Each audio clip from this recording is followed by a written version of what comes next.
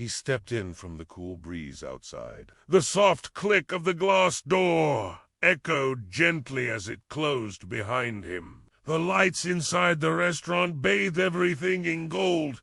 Chandeliers glistened like falling stars frozen in time. Crystal clear wine glasses sat perfectly aligned. The air smelled of fresh herbs and the distant scent of truffled butter. But the man who entered wasn't dressed like the others. He wore a simple gray t-shirt, comfortable sweatpants, and shoes that had clearly seen better days. He didn't try to stand out.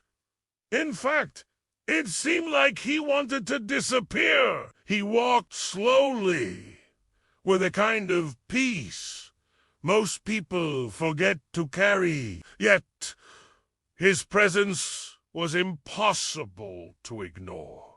At over 7 feet tall, his silhouette quietly commanded the room. Some guests looked up from their menus. A few whispered. Others stared, curious, confused, because this was not just any restaurant. It was the restaurant, nestled in the heart of Beverly Hills. It was where diamonds shimmered on fingers, where soft jazz played behind hushed laughter, and where every guest arrived in designer shoes and whispered perfumes. And here he was, just real. At the front stood Emma, young, graceful, and poised like a ballerina, with her hair in a tight bun, her uniform perfectly crisp. She had worked at La for 5 years, and in those years she'd seen every type of guest, celebrities, CEOs, royalty from overseas, and tonight, in her eyes, someone who didn't belong. Her smile stayed professional, but her eyes narrowed. Jutman arrived before words did. She glanced at his clothes.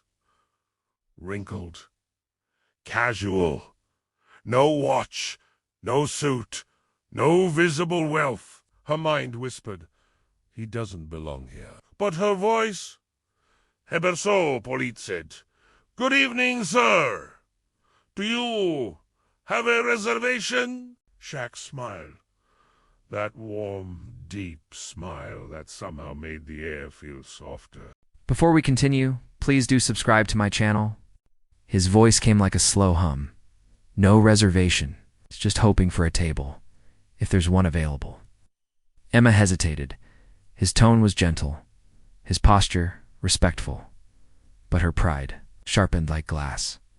This is a fine dining establishment, she said, a note of condescension curling beneath her words. Are you sure you'd like to eat here? Her voice wasn't loud, but just loud enough. A few guests turned their heads.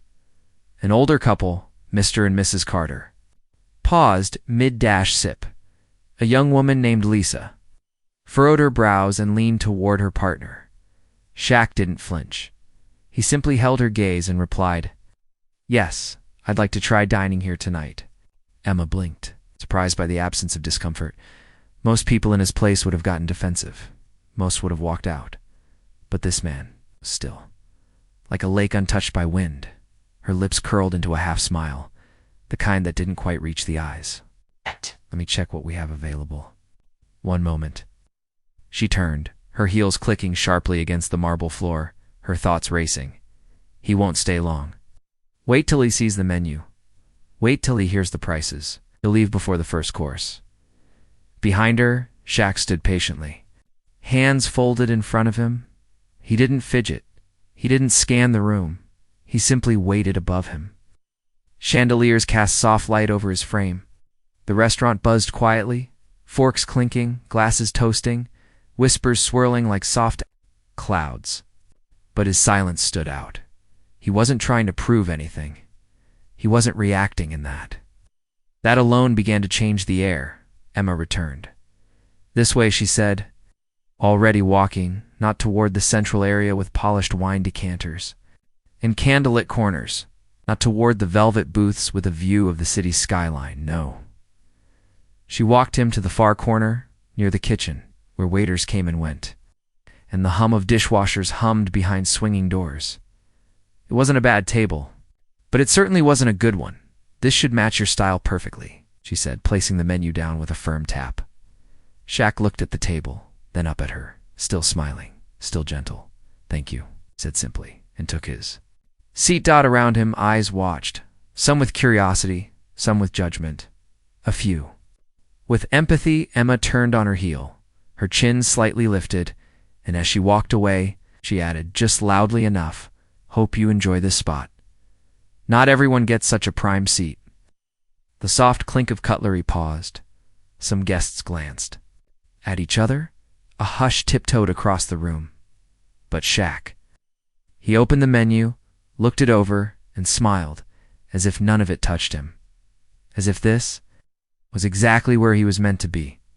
And so, the night began, not with fame, not with fortune, but with a test. A test of kindness, of character, and of quiet strength. The waiter who judged him had no idea what storm she had just awakened. The moment the tall man, the one everyone now watched, quietly sat down at that faraway table, the energy in La Lumiere shifted. It wasn't loud, it wasn't dramatic, but it was unmistakable.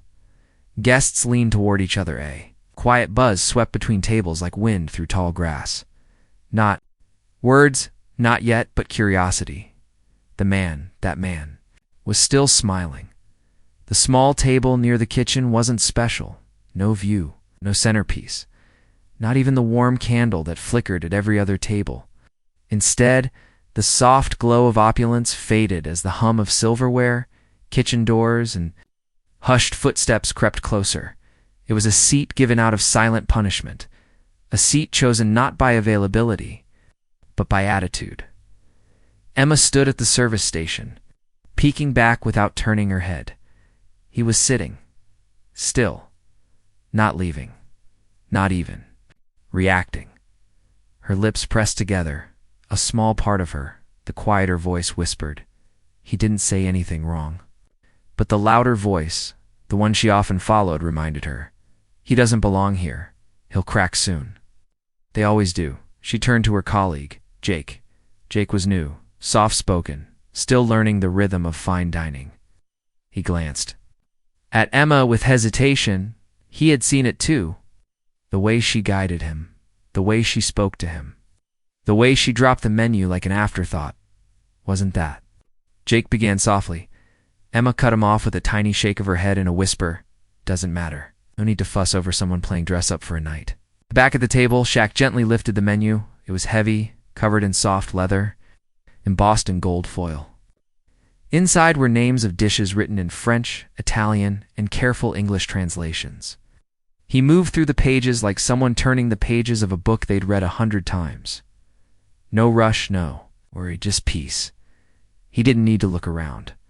To know what was happening, he could feel it like warmth. On the back of the neck, the stares, the disbelief, the assumption, he can't afford this. He must be lost. But he had walked into arenas filled with tens of thousands of voices. He had been booed, cheered, chanted, judged, and still, he always walked tall. A restaurant. It was just a room. He let out a small, content breath and waited. Meanwhile, near the center of the restaurant, Mr. Carter adjusted his glasses and turned to his wife. His voice was low and deliberate. He's impressive, he murmured. I don't know who he is yet. But look at how he handles her tone, her table choice, not even a twitch of discomfort. Mrs. Carter nodded. Most people would have walked out or argued, but he's watching, observing, like he's letting this play out on purpose. Not far away, Lisa, the young woman who had noticed the waitress's attitude earlier, quietly tapped her phone open beneath the table. She wasn't recording him. No, that felt wrong. But she did send a text to her group chat. This man just got seated by the kitchen for no reason. Waitress was rude, but he's so chill about it. It's kind of amazing. Back at the reception, Emma flipped through the reservation book, pretending to be busy, but she was listening to the silence. to the way the restaurant's energy had bent just a little. She told herself it was fine. He'd order a coffee and leave, maybe just a glass of water, and yet she glanced again. He was still reading the menu, ungracefully, unbothered. She felt her chest tighten. Why isn't he reacting? Why isn't he uncomfortable? Why does he look so calm? In the kitchen, Chef Marco prepared his next dish with surgical precision. Delicate microgreens balanced on a porcelain plate, a drizzle of saffron reduction curved across a scallop like a painter's final stroke. Then, out of the corner of his eye, he saw the seating chart on the digital screen. Table 19 is lit up. The kitchen table, the table they never used unless the dining room was absolutely full. He frowned. It wasn't full tonight. Not even close. Who's at 19? He asked, glancing at the sous chef. I think someone just walked in. No race. Chef Marco raised an eyebrow. La Lumia do Santi place. Walk-ins there. That's the overflow table. The heat from the kitchen ruins the wine pairing. He wiped his hands, removed his apron, and quietly pushed through the doors to the dining area. It didn't take long to spot him. He filled the chair like a giant folded into the corner. Head down, menu open. At peace, Chef Marco blinked once, then again because suddenly he recognized him. Wait, is that? He turned back through the kitchen doors, his voice hushed but urgent. Get the manager now. At that very moment, Emma returned to Shaq's table, menu in hand, her steps slow and calculated. She leaned slightly forward, as if about to whisper a secret, but her voice carried loud enough for nearby tables to catch every word. Would. You like help with the menu, sir? She said sweetly. Some of the items here? Well, they're a bit of an acquired taste. Shaq looked up, met her eyes with ease. His tone calm as a sunrise. I think I'll start with the filet mignon Rossini, he said gently. She blinked, paused. Dot. Our most expensive dish, she said, not hiding the sarcasm. Shaq just nodded, handed her the menu, and smiled again. That's the one. And with that, she turned. Her smile faltered, just for a second, because no matter how dim the table, how quiet the corner, this man's light could not be dimmed. Not by whispers, not by shame, not by where he was seated, because royalty doesn't need a throne. It just needs grace. The leather-bound menu was gone now, gently lifted from the table by the same hand that had dropped it with disdain, and in its place, a growing silence, the kind that comes just before a storm or a revelation. Shaq sat still. In his seat, that table by the kitchen, the so-called seat of shame. His wide frame relaxed, as though he were sitting in a friend's backyard instead of a world-famous five-star restaurant. A faint smile remained on his lips. It wasn't smug. It wasn't fake. It was. Knowing, across the restaurant, whispers began to thread themselves through tables. That guy ordered the Rossini. Did you see what he's wearing, though? Maybe he's some kind of athlete? Why would she treat him like that? At the service station, Emma leaned against the counter. Her arms crossed tightly across her chest. Her eyes flicked from table to table, carefully watching for reactions. But mostly, they kept returning to him. Shaquille O'Neal, though she didn't yet know his name, had somehow refused to act embarrassed. He hadn't stumbled over the menu, hadn't gawked at the prices, hadn't left. Instead, he'd ordered the most expensive dish. With ease. Like it was a casual Tuesday. Like it meant nothing at all. Emma's jaw tightened. Jake, her fellow server, noticed. He seems nice, he offered gently, trying to soften the sharpness in her stance. Emma didn't answer right away. She felt something she didn't want to name, something that hovered just under the surface. Not anger. Not annoyance. It was closer to discomfort. Why didn't he react? She picked up the order slip, looked at it again. Filet mignon Rossini. Price, $3.50. It came with seared foie gras, black truffle butter, and aged balsamic glaze on a gold-trimmed plate. A dish reserved for celebrities, elite diners, and food critics. She turned, heels clicking again like punctuation marks, and made her way back to his table. But this time, she carried something more than just attitude. She carried a test.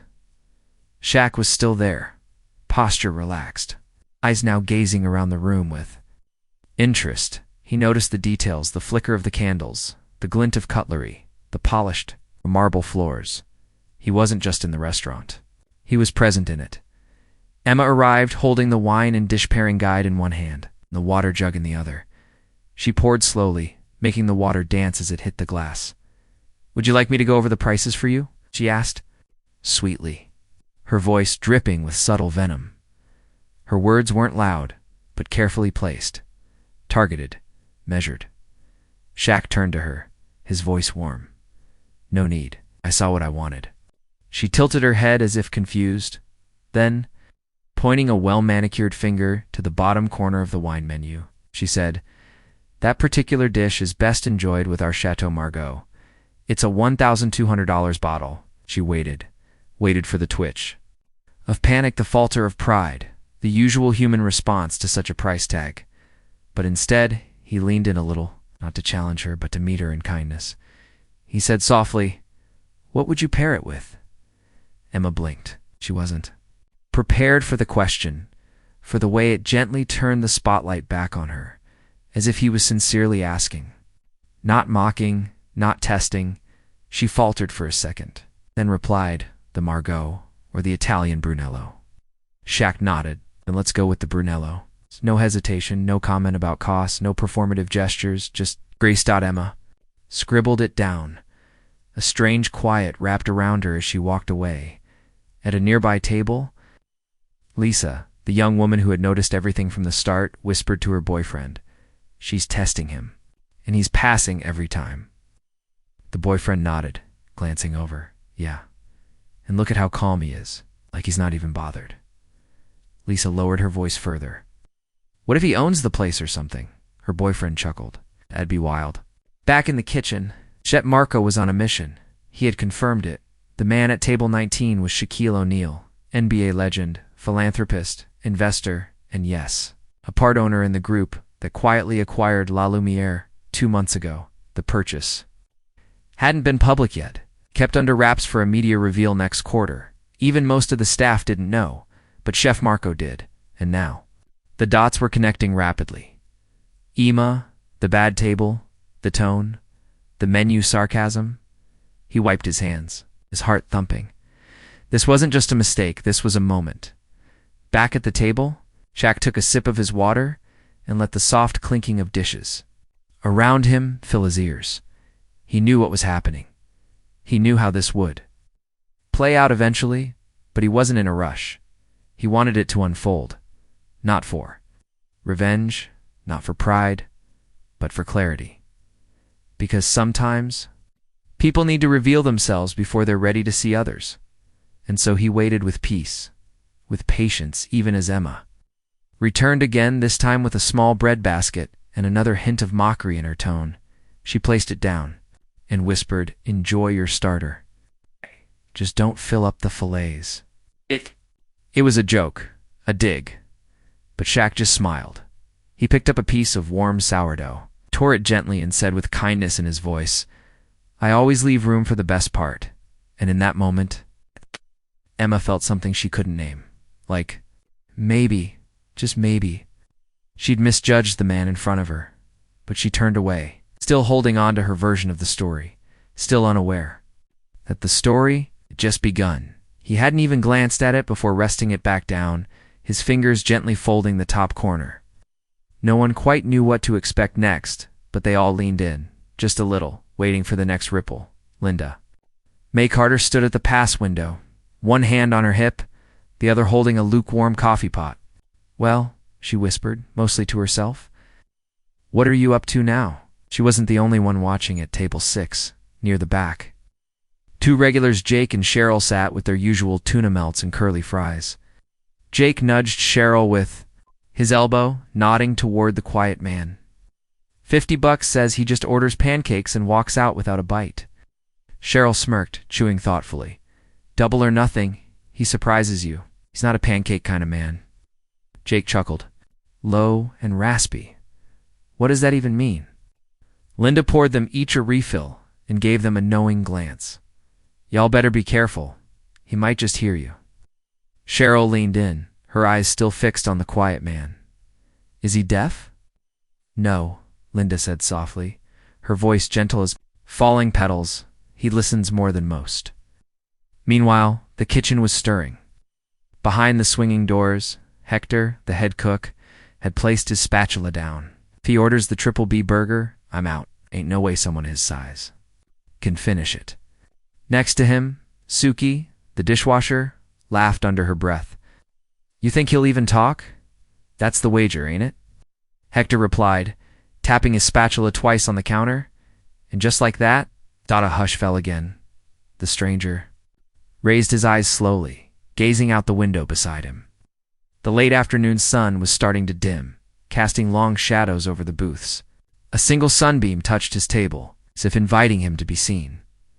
Then ever so slowly he lifted the menu again. This time, flipped it open. Linda's breath caught. No one else could see the page, but it felt monumental, like watching the first page of a mystery novel turn, knowing something big was coming, and then, he pointed. One finger, no words.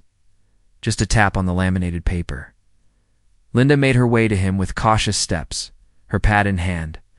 Yes, sugar, she asked, her voice quieter than usual, like she didn't want to startle him more at the moment. He pointed again. Linda peeked down at the menu, her eyes widened. Just a touch, he'd pointed to the Sunfire Specialist secret item. Not printed, not listed, only mentioned once every blue moon by a few kitchen folks who remembered it from back in the day, an off-menu legend. How'd you even know about that? She asked softly, eyes narrowing playfully. He just looked at her, calm, steady. Present, Linda slowly nodded, scribbling on her pad. All right, then. She walked off, shaking her head slightly. I'll be back at the counter. Cheryl's eyes lit up. What did he order? Linda tapped her nose. Secret.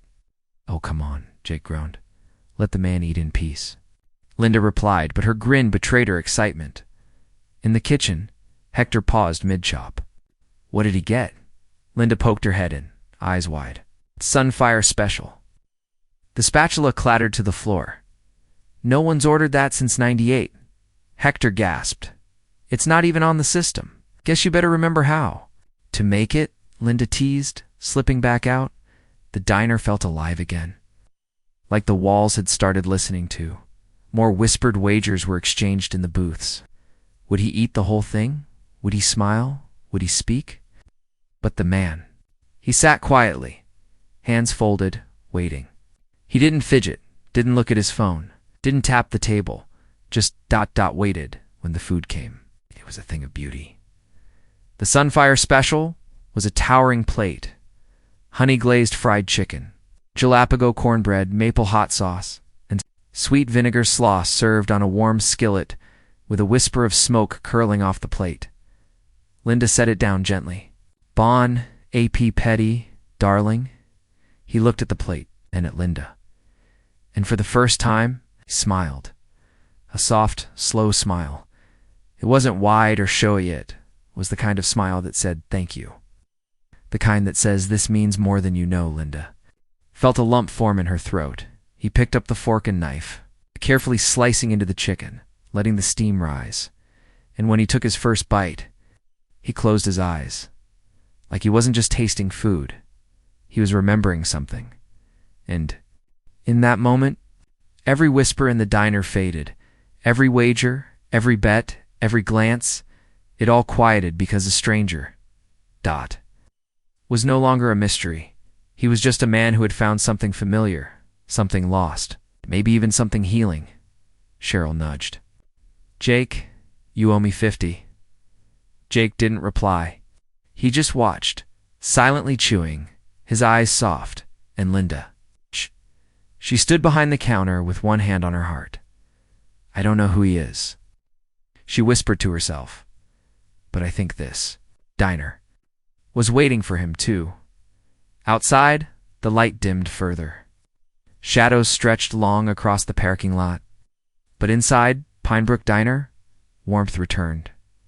Because sometimes stranger doesn't come to eat. Sometimes ... he comes to be seen. The quiet boy, the one everyone had whispered about, just sat there, spoon gently lifting soup to his lips. Yet somehow, the whole diner felt like it was leaning in, watching, waiting, held in place by something more than curiosity. Linda May Carter stood behind the counter, her dish towel stilled in her hands.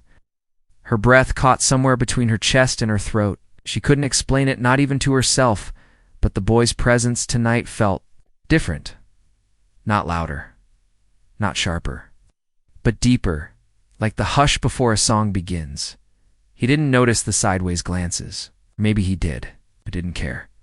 His eyes were locked on his bowl as if it were sacred, as if every spoonful was a prayer. And then it happened. A shift so small, so silent, and yet it changed everything. The boy paused mid-bite, just paused, spoon hovering, then lowered it carefully back into the bowl. He looked up not at anyone in particular, not at all the people pretending not to stare but toward the kitchen, and Linda. Swore his gaze pierced straight through the swinging door, straight to Carl the kitchen helper, quiet in his own way, like a reflection of the boy, but older, weathered. His dark skin glistened with sweat under the kitchen lights, his apron stained with effort and hours. He didn't cook, not officially. That was Chef Barry's job. But tonight Carl had seasoned the soup. Linda had seen him. Carl hadn't noticed the boy looking at him yet, but Linda had. The boy picked up his spoon again, ate one more bite, then slowly pushed the bowl away. Not rudely, not like a complaint. More like he'd finished reading a letter and was thinking deeply about the words. He folded his hands in his lap and turned to stare out the window. Rain had begun, gentle rain.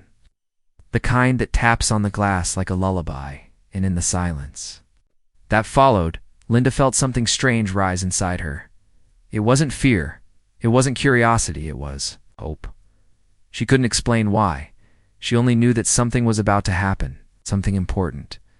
The other guests began murmuring. Again, a couple in the corner whispered behind their menus. "Did you see that?" He barely touched the bread. "That's soup." He paused, like he tasted something. Linda took a slow breath and moved toward the kitchen, her shoes soft on the tile floor. She pushed through the swinging door and stepped into the warmth. In chaos of pots and pans and sizzling sounds, Carl was by the stove, rinsing out a stock pot. She touched his arm gently. He turned, startled. "Miss Linda." She glanced around to make sure Barry wasn't nearby, then leaned in. "Carl, he looked at you." Carl blinked. "Who?" "The boy. The one who comes in every week." He looked up. "Right after your soup?" Carl's shoulders stiffened. "He always looks down. Not tonight." She tilted her head. "Did you do something different?" He hesitated. Then, slowly, he nodded. "I added time," he said quietly. "Just a little. My grandma's way. She used to say, 'Soup without thyme ain't got no soul.'" Linda smiled softly. "Well, I think he noticed your soul." Back in the dining room, the boy remained seated, unmoving. The other guests had resumed eating, but the tension still buzzed, faint but real, like static in the air. And then the boy stood up. Chairs scraped. Forks froze midair. He walked softly, steadily. Past the booths, past the counter, straight to the kitchen door. He didn't push through, he just stopped in front of it. Linda, and Carl, still standing near the back, saw the shadow of his feet beneath the crack. Linda opened the door slowly. The boy looked up at Carl, his lips parted, just barely. Then he whispered, almost too softly to hear, "Thank you." Carl stared, stunned. The boy added one more word. "For the time," then he turned quietly and walked back to his table. He sat again, calm, peaceful, like someone who had finally been. Heard Carl exhaled, his hand still clutching the counter. Behind him, Linda watched him with quiet admiration. Something had shifted, not loudly, not in a way anyone could point to and say, "There. That's it." But a silent stirring had begun. A connection had been made between the unseen and the overlooked, between the boy with no name and the man no one saw behind the stove. And outside, the rain kept falling, gentle, cleansing, the kind of rain that wakes flowers from the soil and softens even the hardest ground. The kitchen always had its own heartbeat, the sharp hiss of oil in pans, the clatter of knives, the soft thud of chopping, and above all, the pulse of pressure ticking like a drumbeat in the chest of anyone who wore the white coat. And tonight, that pressure pulsed heavier. Chef Julio wiped his brow with the back of his forearm, his heavy frame leaning slightly on the stainless steel prep table. He'd been staring at table 9 through the half-open kitchen doors for the last 2 minutes, but something felt different. Not wrong, but unfamiliar. The boy, the quiet one. He had eaten the starter with the same slow concentration, pausing after every bite, as if memorizing the flavor. Yes, savoring it like no one else in the room ever. Did he finish the soup? Came a voice from behind. It was Rosa, the kitchen assistant, petite and observant, carrying back the empty bowl. Not a drop left. Julio turned to her. Did he say anything? No, chef, not a word. Just nodded once. Grateful, you know. Julio hummed. Under his breath, simple soup, but to the boy, it had looked like a miracle. Maybe it was just hunger. Maybe it was something else. He turned back to the pass and called, "Fire the main for table 9. Chicken for Cassie, extra time, and Rosa, plate it yourself." Me, yes. His voice softened. Do it slowly, like you're telling a story. Rosa blinked but didn't argue. She got to work, laying each element with care. The soft folds of chicken in creamy sauce, the bright green peas nestled beside the roasted carrots, and a golden brown potato cake that soaked up the sauce like a sponge. Julio hovered beside, her eyes sharp. Wasn't worried about taste. He knew it would be good. What concerned him was something more delicate, something you couldn't measure in salt or sauce. How long has he been coming? He asked aloud. Rosa thought. Maybe 2 weeks, same time every night. Never talks, always alone. Julio's fingers tapped lightly on the counter. People like that don't just come for food. Rosa looked at him curiously. Then what do they come for? The chef's eyes, sharp as a butcher's blade, slid back to the dining room to be seen. Or maybe to be invisible. In a different way. He didn't explain further. The main course left the kitchen just as the usual. Friday crowd began to swell. Businessmen with loosened ties, dates glowing under dim chandeliers, groups celebrating birthdays with sparkling wines and louder than necessary, laughs. And amid it all, at table 9, the boy sat still. He never looked around, never flinched at the noise. When the plate was placed in front of him, he looked up at Rosa and offered something rare, a smile, small, fragile, but warm like a flame behind glass. She returned it without a word, behind the pass. Julio watched. Every second of it, as the kitchen resumed its rhythm, steaks sizzling, sauces bubbling, a flurry of plated desserts moving like clockwork. The chef's mind lingered on that smile. It reminded him of something he had once felt, years ago in a small town far from this one. In a quiet dining room after his own mother passed, he had sat at a table in silence, barely 17, unsure whether he was crying or just tired. A stranger had sent him a meal. No note, no name, just food. Hot, beautiful food that tasted like hope. That night had changed his life. Julio wasn't sentimental. He was too old, too seasoned, too scarred for that. But even a scarred man could remember. What he remembered now was this. Sometimes food wasn't about filling the stomach. Sometimes it filled a hole no one else could see. He looked around his kitchen. Rosa, he called. She looked up. If he finishes the main, he said slowly, make the dessert yourself, whatever you want, on the house. Rosa smiled, proud and confused. Any dish? Julio nodded. Something that feels like kindness. She didn't need more instructions. Out in the dining room, the boy was down to the final bite, and just before he lifted his fork, something remarkable happened. He looked up, straight ahead, not at anyone, just up. And in that second, it seemed like he was holding back tears. He finished the last bite and set his fork down gently. His hands folded on his lap like he'd been taught manners long ago.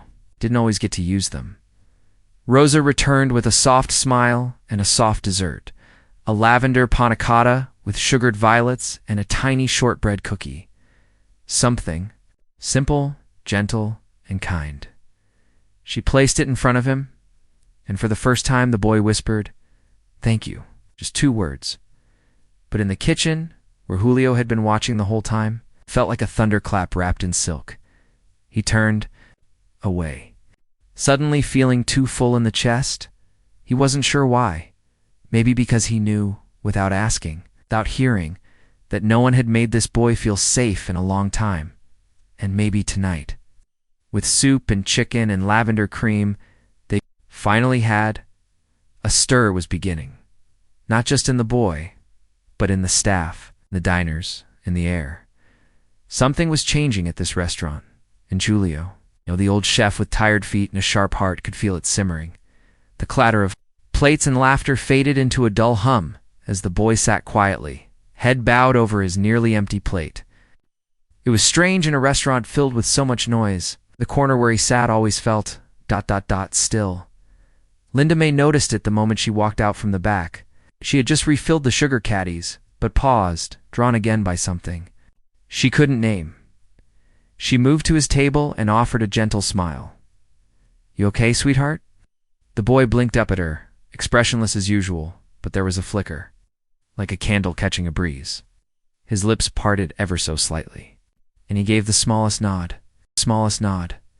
Linda hesitated, then leaned closer. "You've been coming here for a while. Folks might not say it out loud, but they're starting to notice," and whisper. He looked away, his fork tracing lines across the empty plate. "I don't mind," she added, her voice low and kind. "But I just want to make sure you're all right." He finally looked back at her.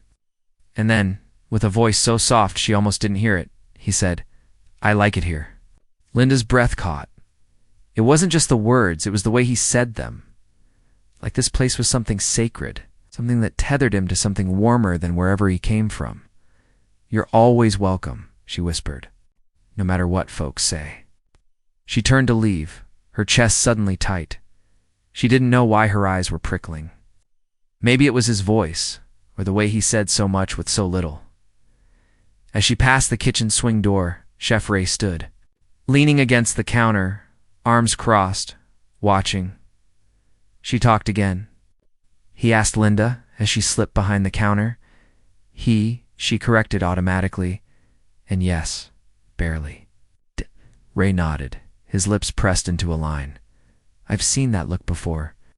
Kids running from something." Linda leaned on the counter. "Pouring herself a cup of weak coffee? Ain't we all?" Ray gave a wry smile. "True?" Just then one of the waiters burst in from the dining room. "Linda, you might want to come out. Table 6 is asking about the kid." She stiffened. Kind of asking. They want to know why he's here alone every day. Said they thought the restaurant had standards. Grip tightened on the coffee mug. Ray's voice was sharp. "Tell him our standard is, don't be a jerk."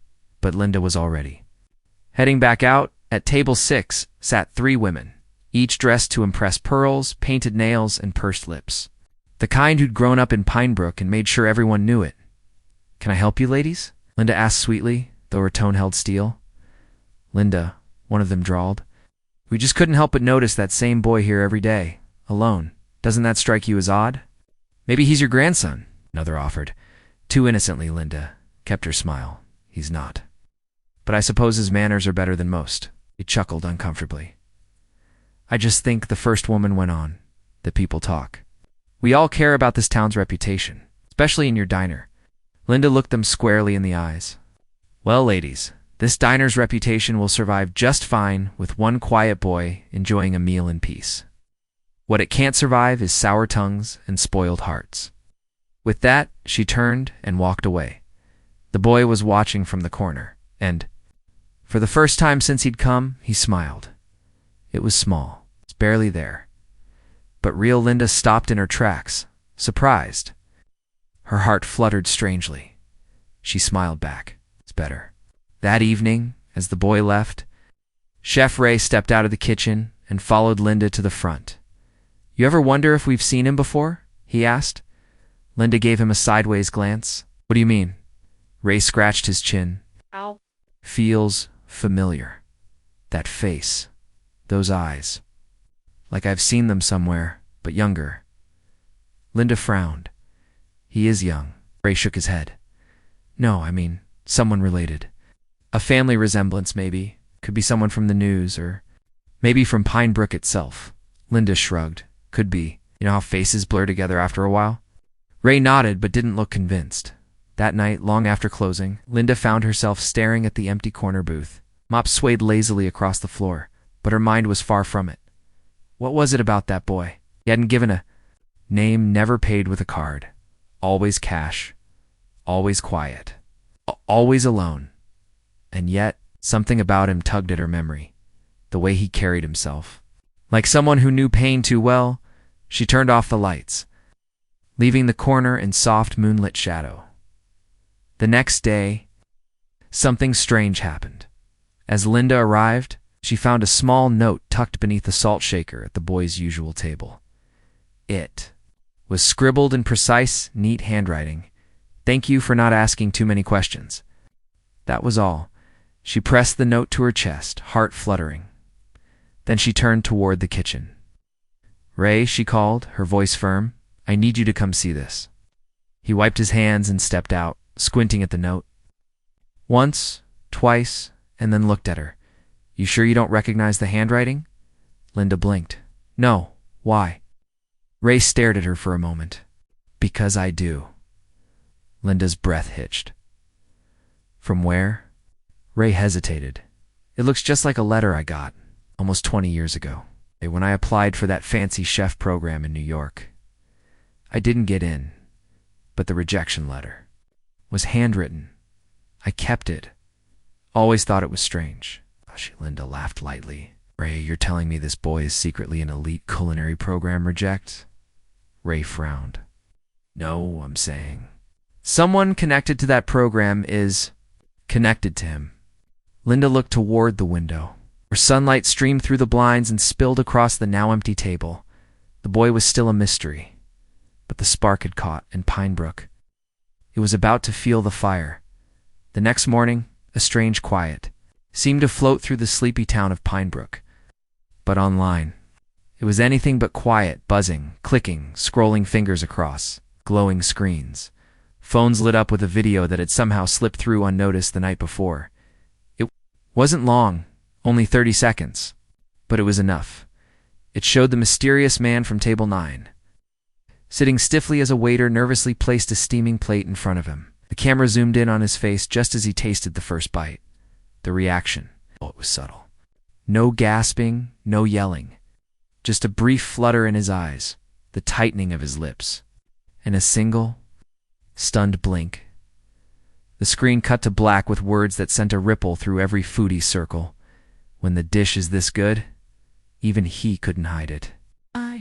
Within an hour, Pine Brook's little diner had become the topic on TikTok, Twitter, and Instagram. And in the middle of it all sat Linda May Carter, completely unaware. She was flipping pancakes, humming softly to herself, when Rosa rushed into the kitchen with her phone waving in the air. "Linda, you need to see this. You're viral." Linda chuckled, brushing her flour-dusted apron. "Viral, honey. I don't even use that Facebook anymore. No, I mean it." "Look." Rosa shoved the phone into her hands. Linda blinked down at it. It was a video, and there she was, in the background. Behind Table 9, the caption read, "The waitress who served him." Linda's eyes widened slightly. Her fingers curled around the edges of the phone. "But who posted this?" Rosa grinned. "Someone tagged #AnonymousBites. They said the quiet guy at Table 9 is like some big-time food critic. Or a billionaire with a secret food blog? No one knows. But people are obsessed with finding him." Linda's heart gave a slow, measured thump. Food critic? Billionaire? That man who had eaten so carefully, so silently. Could that really be who he was? Just then, the bell above the door jingled. A family walked in, Glancing around like tourists searching for an artifact, they sat down, whispering excitedly as they pointed toward the back booth Linda gently placed the phone down and gave Rosa a look. Okay, let's not jump to conclusions. But the buzz only grew stronger with every passing hour. The phone at the front rang nonstop. Is this the place with the man from Table 9? Do you take reservations? Can we sit in the exact seat he did? A small blogger from Chicago posted a photo of their road trip with the caption, "Heading to Pinebrook. Table 9, save us a seat." The local newspaper followed suit with a headline, "Who is the man who didn't speak?" Diner's mystery guest sparks frenzy. By afternoon, camera crews had started arriving. Linda stood at the edge of the kitchen, watching it unfold with a strange mix of amusement and dread. She didn't like crowds. She didn't like cameras. She definitely didn't like the way people were treating the diner like a movie set instead of the quiet place it had always been. But more than that, she couldn't stop thinking about him. The man, the silence, that look in his eyes as he lifted his spoon, it hadn't been just. About the food, there was something else. Something deeper. Something aching and private. And now, the whole world was clawing at it like it was a show. That night, after the diner had closed and the cameras finally left, Linda sat alone at booth 9. The seat still held the faintest impression of his presence, like warmth left. Behind in the fabric, she pulled out a napkin and began writing something. Slowly, carefully. A. She didn't know if he'd come back, but something told her he might. When she finished, she folded the napkin, tucked it into the edge of the table, and stood. Then, as she walked back into the kitchen, she whispered softly to herself, "People may come for the story, but he came for peace, and I'll protect that." Outside, the night air hummed with distant traffic and the glow of tomorrow's headlines. But inside, the diner had gone still again, quiet like him. And somewhere, far from Pinebrook, a man sat in the back seat of a black SUV. Watching his phone, the video played again. The plate, the blink. He smiled faintly, just enough to crease the corner of his eyes. And then he whispered only 2 words. Not yet. The soft hum of the evening crowd filled the restaurant. Glasses clinked gently. Knives and forks whispered across plates. Yet, amid the usual rhythm, a tension had settled, invisible but heavy, like the scent of something simmering just out of view. The boy sat at his usual corner table, his posture straight but still, his eyes wide, observing, absorbing. In front of him, a small wooden tray with a bowl. A fragrant bisque, the steam curling upward in lazy spirals. Tonight, something was different. The chef had prepared the dish himself. Linda May Carter stood near the kitchen doors, wiping her hands on a cloth she didn't really need to. Her eyes were fixed on the boy, not out of worry, but anticipation. She wasn't the only one watching either. A table of food bloggers had returned uninvited, but expected. Their cameras were already set up like little soldiers. Lenses pointed toward the boy like snipers. A hush fell as they whispered among themselves. He's tasting it now. Oh my God, look at his face. The boy lifted his spoon. He sipped. He paused. Then he set the spoon down, closed his eyes, and did nothing else. That was it. But for some reason, the room tensed. It wasn't disappointment. No, it was confusion. What did that mean? Was it good? Was it bad? Why wasn't he reacting? Linda tilted her head slightly. That pause, that silence, it wasn't hesitation. It was something else across the room. The bloggers exchanged glances. "He's doing it again," whispered one with dyed pink hair and a hoodie that said, "Trust your taste buds." The man in the beige suit leaned toward his camera. No notes. No nod, no smile. That means either perfection, ... or failure. The boy reached out for a napkin, dabbed his lips gently, and folded it neatly. Then he glanced toward the kitchen. Just one glance, but the look reached the chef like a cannon shot. He burst through the kitchen doors, tall, broad-shouldered, flour still dusting his forearm, apron askew. The murmurs grew louder. Phones were raised now, not just for photos, but for live streams. Linda stepped toward the boys' table as the chef approached. "Mind if I ask?" "What you thought," the chef said, not unkind, but cautious. That voice, used to commanding his brigade of cooks, now trembled just a bit. The boy turned his head slowly. For a long second, he just looked at the man in the apron. Then, "Had this before," he said, soft as a breath, "but not like this." The chef blinked. "My grandmother used to make this," the boy continued. "Back when we lived near the docks, she called it poor man's gold. Shrimp shells boiled, with onion peels thickened with bread. This reminded me of that. But this was richer, fuller." The boy looked down at the bowl again. "You respected the memory without copying it." The chef's shoulders fell slightly, not in defeat, but in something that looked like relief. "Thank you," he said quietly. And then came the moment no one expected.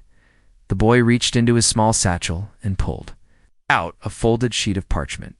He opened it carefully, smoothing the edges. The restaurant's logo was in the corner, embossed, a printed menu, but it had been edited. Lines scribbled, items circled, to comments in tight, clean handwriting. "Too heavy for spring, suggest replacing this with citrus. This could benefit from a charred element. The balance of acid in this vinaigrette, near perfect." The chef stared and then suddenly recognized something. "These are my notes." The boy nodded. "You dropped it last Tuesday." "Picked it up when I saw it fall near the trash bins." The chef's mouth opened slightly. "I read them all," the boy said simply. "Then I came back every day to taste what you were thinking." It hit the chef like a gut punch. Not painful, but staggering. He dropped into the chair across from the boy, forgetting entirely that he was supposed to be running the kitchen. "You weren't judging," the chef murmured. "You were listening." The boy tilted his head. "I always listen when people are trying to say something with food."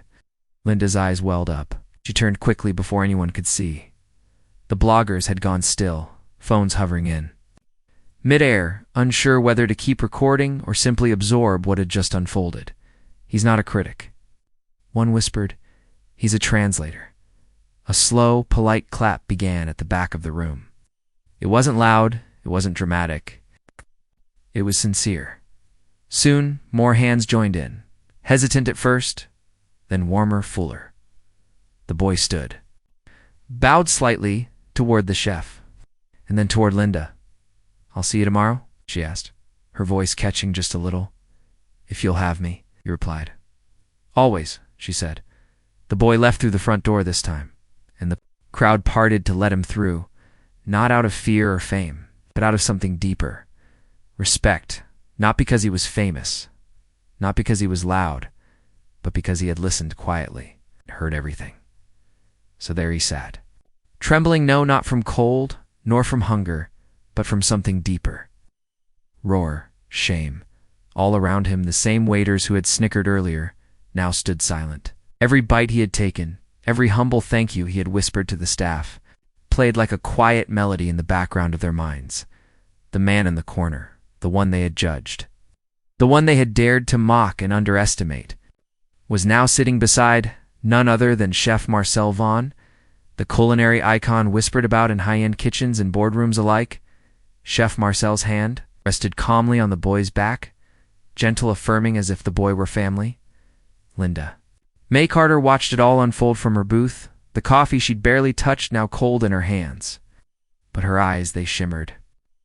With quiet vindication, a pin could drop in that restaurant, and it would echo like thunder. Chef Marcel finally rose, slowly, every movement calculated, deliberate, like a maestro, commanding silence before the orchestra played. He turned to face the room, and he spoke, but not in anger, not in arrogance. No, his voice was soft. "A slow drizzle on a hot summer night. Do you know how many meals I've served in my life?" he asked, scanning the crowd. "Thousands, maybe tens of thousands. Each plate crafted with intent, story with soul." He paused, but never not. "Once have I seen a young man eat with such respect, such gratitude, such stillness. It humbled me. You see, this boy didn't come here for attention. He came for comfort, for hope, for nourishment, not just of the body, but of the heart. He looked down at the boy, who was still staring into his now empty plate. Chef Marcel's voice grew firmer. And how did we respond? With laughter, with judgment. There were murmurs in the back. A few staff shifted uneasily. One young waiter looked like he was about to cry. Chef Marcel wasn't done. I've cooked for presidents, said for kings, for billionaires and celebrities. But none of them have made me feel what this boy made me feel tonight. He looked toward the table in the back, the one filled with regulars who had snickered loudly when the boy first walked in. Yes, I saw the bets, the whispers, the side glances. I saw everything. Ow. The silence was absolute. Thick, heavy curtain no one dared move behind. I've spent my whole life building restaurants, not just as places to eat, Chef Marcel said softly, but as sanctuaries. Because food is sacred. It's where the world stops turning for a moment, where strangers become friends and wounds begin to heal. He turned back to the staff.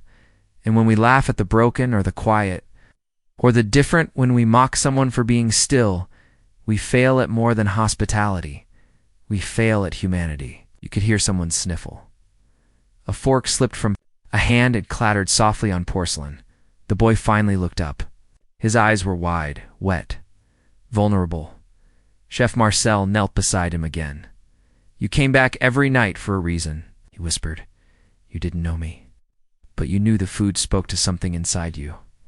I want you to know, I made that dish, not my staff, me, just for you. He pulled a small envelope from his coat. Inside, this is a key, he said. Not just to a kitchen, but to a future. The boy's mouth parted slightly. He shook his head, overwhelmed. You have a gift, the chef continued. Not just in how you eat, but in what you feel, what you notice. I've trained thousands of chefs, but very few understand flavor the way you do. You don't need money to be great. You need presence. You need heart. And that you already have. Another pause, then a soft clap. It came from Linda, just once. Then again, then slowly, hesitantly, others joined in. Within seconds, the room that had once buzzed with ridicule was now echoing with applause, not thunderous, not wild, but steady. Sincere, the boy looked toward Linda Mand. Their eyes met. She gave him a wink, as if to say, I told you so. Chef Marcel rose. Starting tomorrow, he said, this young man begins his apprenticeship in my private kitchen. Under me. Paid, fed, sheltered. Gasps rippled through the room like soft waves. Waves. But before that, the chef smiled warmly. He's going to finish dessert. The crowd laughed gently this time, not mockingly, but with genuine warmth, as the waiters brought out the final course, a delicate caramel soufflé drizzled. With a lavender cream, the boy finally smiled, just a little. But it was the kind of smile that could melt walls, and somewhere, just beyond the reach of spotlights and Michelin stars, the soul of a once lonely guest found a home. The quiet hush that had blanketed the dining room was slowly replaced by the soft clinking of cutlery and murmured conversations. But one man, now standing, face drained of all its earlier color, hadn't touched a single bite. Mr. Claremont's eyes remained locked on the young boy he had once insulted, the one now seated beside the restaurant's chef and owner, calmly, sipping a glass of water like nothing had happened. But something had happened. Everything had changed, and the weight of that realization sat like stone on Mr. Claremont's chest. He cleared his throat, the sound awkward and sharp in the soft ambience.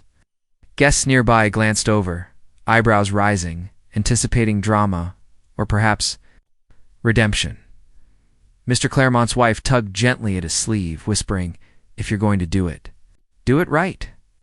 The man took a breath, then another, and slowly walked across the floor, each step dragging a little of his pride behind him. When he reached the boys' table, his voice cracked before it even began. He faltered, his eyes flickering to the chef whose arms were now gently folded, unreadable, but alert, and then to the boy. I need to say something, to both of you. The boy looked up, calm, kind. Still not saying a word, Mr. Claremont fumbled with his words. Again, then bowed slightly. I was wrong, deeply, unforgivably. I judged you, son. It's just for how you looked. Just because you came in here alone and quiet. I thought I was important. That my seat, my money, made me better. The chef leaned in slightly, his eyes narrowing. But the boy, still watching, still wordless, did something no one expected. He smiled. It was small. Almost nothing. But it hit Mr. Claremont like 1,000 hammers. I'm sorry, he said again, voice firmer this time. Not because I got caught, but because I see it now. You didn't need to say a word to show grace. You didn't ask.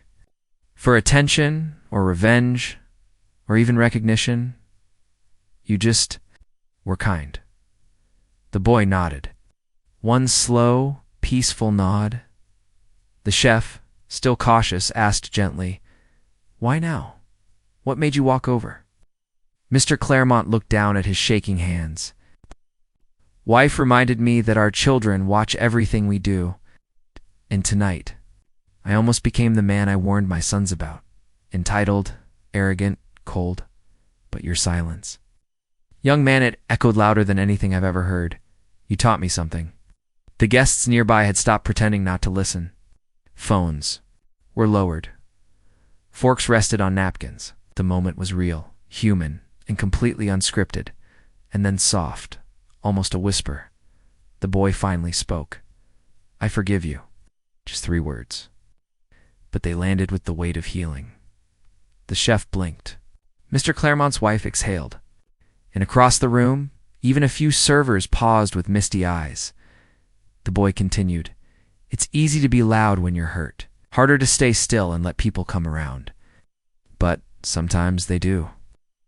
Mr. Claremont sat down across from him, gently, unsure if he was welcome, but hoping he might be. Can I ask, who are you really? The boy gave a small shrug. Just someone who's been on both sides of the table. I've been the guest, and I've been the waiter.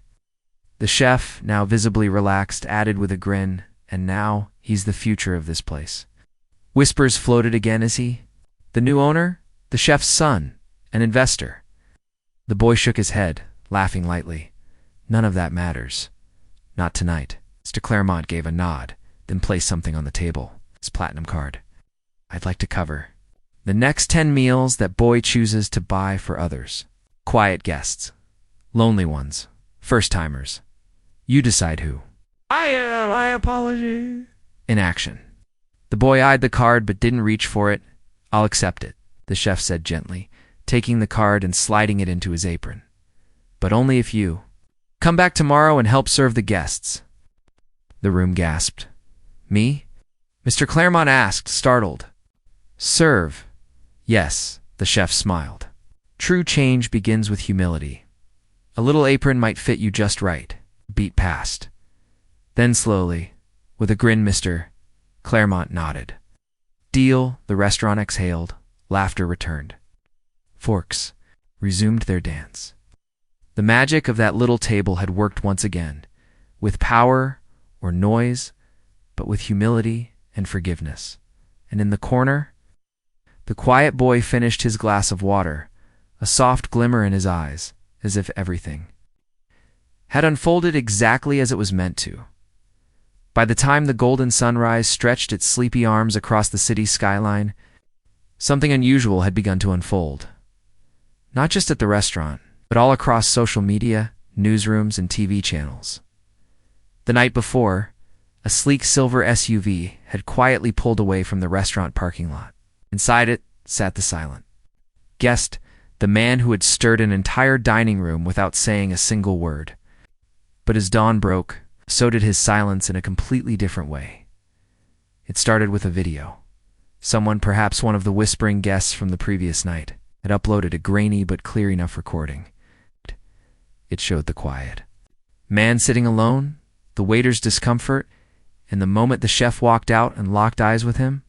But what took the video viral wasn't the awkwardness. It was the caption. He came in like a nobody. Until the chef froze. #silentbillionaire hashtag.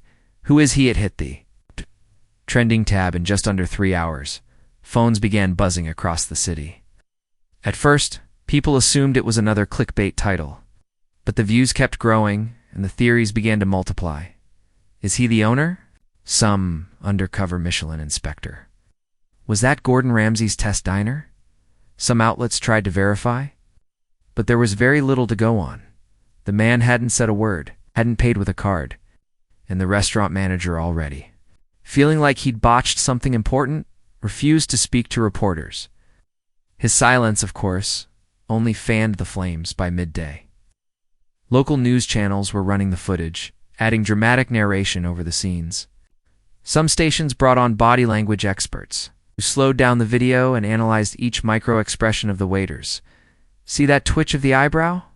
That's a fear response. Others pointed at the chef's wide-eyed reaction. He's clearly recognizing him. But how do they know each other? And just when the mystery had reached its boiling point, it broke. Well-known financial news site posted a headline that sent shockwaves across the globe. Billionaire philanthropist Marcus DeLune caught dining solo in local eatery.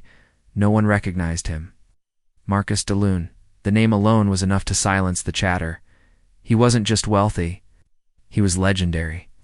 A tech mogul turned recluse, known for creating one of the first AI human learning platforms that had revolutionized online education. He had disappeared from the public eye for nearly 7 years, last known to have donated $100 million to rebuild. Underfunded school districts, no interviews, no appearances, and now, out of nowhere, he had walked into a modest fine-dining restaurant, alone and sat quietly in a corner booth as if he were nobody.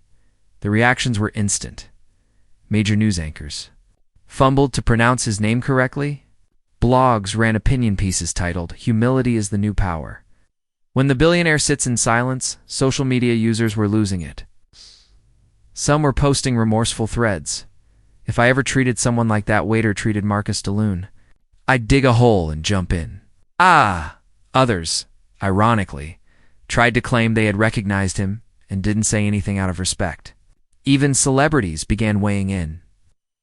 A well-known pop star reposted the video and wrote, "Real, recognize real." Clearly that staff didn't.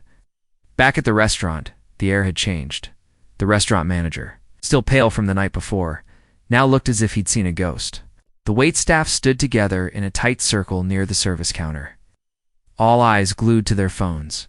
"He was right here," whispered Mia, the youngest server, still shaking, and we just stood around and watched like he didn't matter. Someone else muttered, "We judged the guy because of his clothes. Didn't even ask him how his day was." The chef, who had remained silent all morning, finally took off his apron and walked into the office. For a while, no one disturbed him, but when he came out, he didn't look angry or defeated. Instead, his expression was focused. He gathered the team near the kitchen pass and spoke softly. "We treated someone poorly last night, not because he was famous, because he looked different, unassuming, quiet." The room was still. Every head was bowed.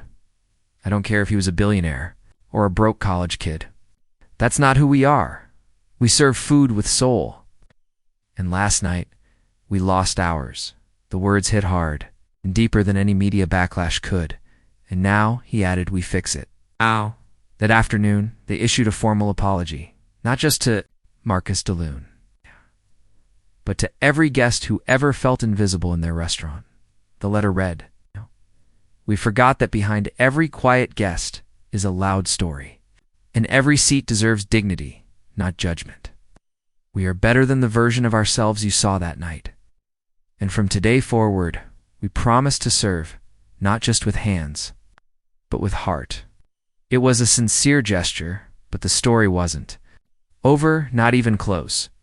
Because while the world buzzed and the restaurant scrambled, Marcus DeLune was already watching. He had seen the viral posts, read the apology, and that night he made a call. A short, quiet call to the chef. Just 3 words. "We need to talk. Need to talk." The next morning, light poured in through Grace's modest kitchen window. Catching the faint swirl of steam rising from her chipped teacup, she stood still for a moment, both hands wrapped around the cup, watching the world outside her home. In quiet disbelief, because her world had changed overnight, The morning news buzzed softly on the counter radio, and in an unexpected turn of events, the mystery woman who melted the heart of billionaire Maxwell read with her humble gesture of kindness has been identified. Grace Hamilton, 63, a retired community chef from the South End, is now being called the heart of hospitality across social media platforms and TV shows alike. What started with one meal and one moment of compassion has now sparked a national conversation. Grace blinked slowly, barely able to process it. It felt surreal, as if she were walking through someone else's dream. Her quiet life, where no one really remembered her birthday or asked her opinion on much, had exploded into a whirlwind of attention. Outside, a black SUV was parked across the street. Again, another one, she muttered, a hint of amusement in her voice as she sipped her tea. There had been 3 since sunrise, all politely declining interviews when she opened the door, but handing her business cards anyway. Journalists, bloggers, even a cooking network representative. One had awkwardly offered to tell her story with dignity and light piano music. She nearly laughed them back to their car, but not all visitors were strangers. That afternoon, familiar soft knock echoed through her hallway. Grace opened the door, and there stood Maxwell. No cameras, entourage.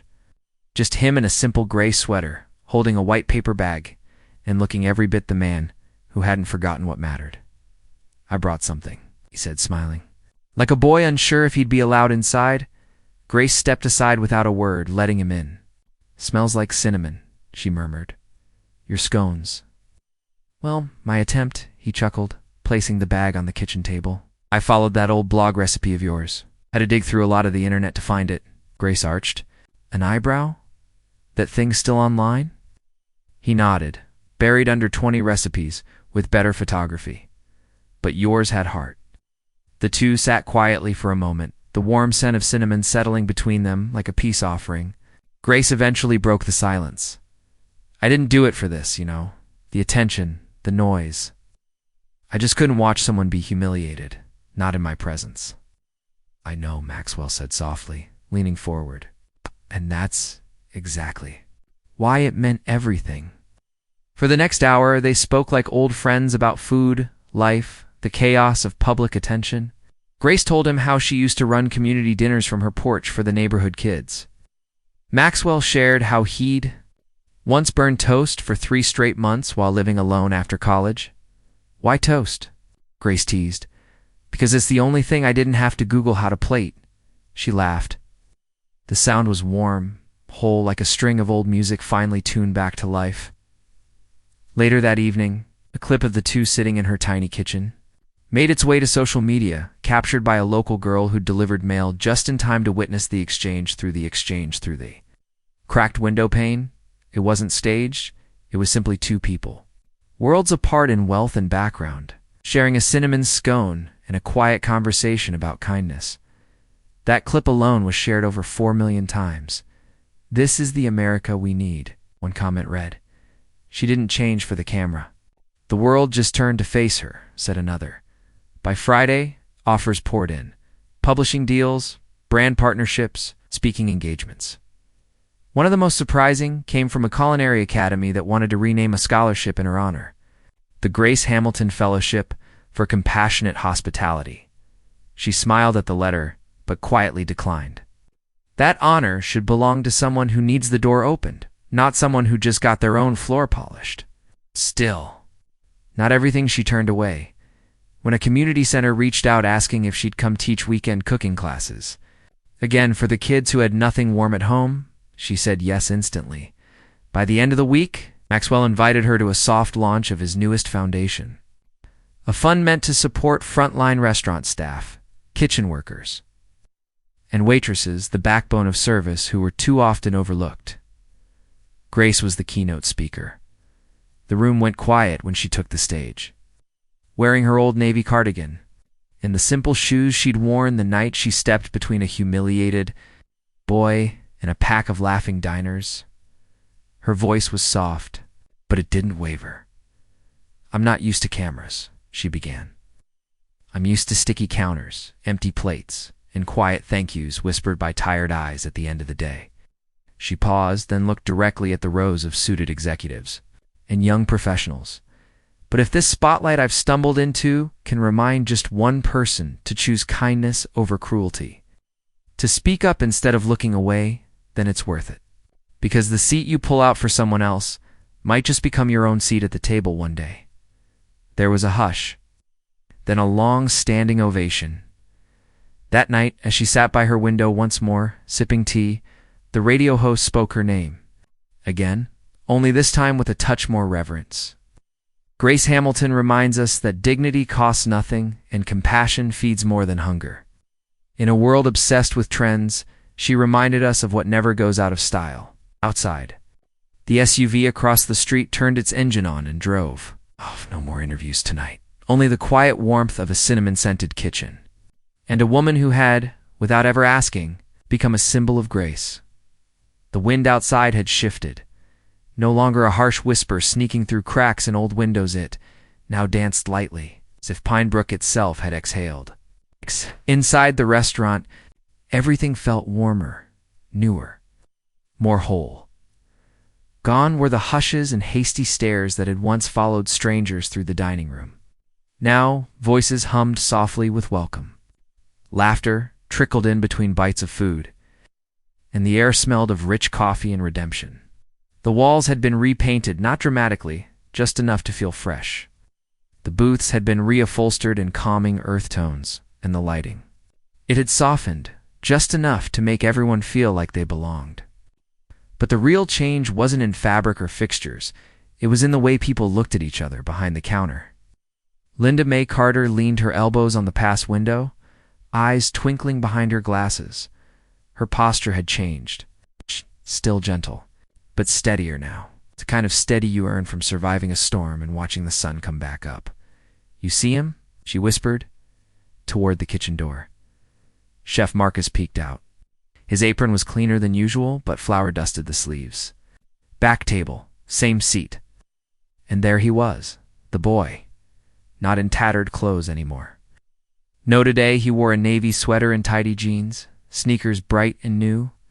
But he still sat with that same quiet grace, like the world moved slower around him. A book rested beside his plate, half-read. He was sipping a lemonade, waiting. He wasn't alone. Though across from him sat a middle-aged woman, not old, not young, with tired eyes that still sparkled when she looked at him. His mother, clearly. They talked in soft tones, leaning toward one another, not strained, but careful, like people learning to trust again. Linda smiled to herself. She'd seen them come in together for a few weeks now. Always the same table, always that same slow rhythm between them, and every time she sent out the same plate of food, no ticket needed. Biscuits, honey butter, scrambled eggs, just the way he liked. Bacon crisped at the edges. And toast slightly burnt, just how he used to ask when he couldn't speak. They still didn't know who she really was to him. But that didn't matter anymore. She didn't need the world to know. Chef Marcus slipped beside her. "You sure you're ready for tonight?" he asked. Linda chuckled. "I've served presidents and paupers, baby. I'll be fine." He nodded, then paused. "You ever think about what would have happened if you hadn't fed him that first time?" "All the time," she whispered. "I thank God I did." That evening the restaurant was packed, but it wasn't the usual Friday crowd. These weren't just locals or curious tourists. These were believers. People who'd followed the story online. Journalists, food critics, bloggers. Parents who said their kids had watched the video of the quiet boy 10 times. Teenagers who'd made TikToks about Miss Linda the Queen. Even a few minor celebrities, though no one dared ask them for selfies. The boy had never spoken in the video that went viral, but his eyes had. The way he had looked at Linda when she placed the plate in front of him. The way her hand had briefly touched his. It had said everything. Kindness, without agenda. That's what people saw. And in a world hungry for something real, it had struck like thunder. Now, camera crews lingered outside. Not intrusive, just patient. Inside, Linda stood at the front with Chef Marcus beside her. The staff had gathered to every one of them wearing crisp uniforms and a small golden pin shaped like a heart. Her idea. "Tonight," Marcus said to the crowd, We're not just serving food, we're serving a memory. A reminder that kindness is a choice. The guests clapped, many already tearing up. And now, he said, stepping back, I'd like to give the mic to the woman who started it, although she'd never take the credit. Linda cleared her throat and stepped forward. She hated microphones, but she loved people, and so she smiled, smoothed her apron, and began. She paused, glancing toward the back booth. The boy raised his lemonade slightly. It's like a quiet toast. Linda nodded back. I've worked in restaurants for over 40 years, she continued, and I've learned something you don't always know. What people walk in carrying. Pain, hunger, fear, shame. Kindness doesn't need to know the whole story. It just needs to show up. A hush fell over the room. You don't have to fix the world, she said gently. Just don't be the reason it breaks more. And with that, she handed back the mic and walked off stage. No applause needed, but they clapped anyway. Not for a speech, for a heart that fed a stranger. And changed a town. Outside, the night air had cooled. Stars blinked softly overhead. The restaurant would close late. Tonight, not because of business, but because no one wanted to leave. Inside, the boy stood up, walked to the counter, slipped something under the napkin jar, and he and his mother walked out, quietly. Linda picked up the folded note he left behind. It read, You didn't know who I was, or you fed me anyway. Thank you for seeing me when I was invisible, Lucas. Her hands shook as she folded it slowly. No signature needed, just that. Name, the name of the boy who changed everything. End.